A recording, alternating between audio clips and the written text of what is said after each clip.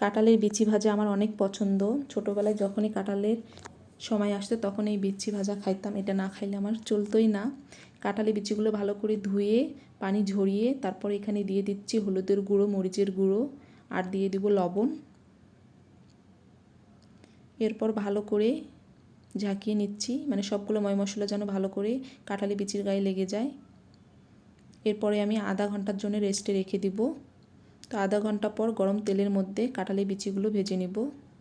আর এই বিচি ভাজাটা খালি মুখে এবং গরম ভাতের সঙ্গে খেতে কিন্তু আমার বেশ ভালোই লাগে, তবে ভাতের থেকে এমনি থেকে খেতেই বেশি ভালো লাগে। তো ভেজে নেওয়া হয়ে গেছে, এখন গরম গরম অবস্থায় এটাকে নামিয়ে ফেলতে হবে, না হলে যে তেলগুলো আছে ওগুলো চুষে নেবে সবগুলো। তাই আমি কাঁঠালের বিচিগুলো এভাবে উঠিয়ে নিচ্ছি তেল থেকে। আর আমার ভিডিও যদি ভালো লাগে অবশ্যই আমার চ্যানেলটিকে সাবস্ক্রাইব করবেন।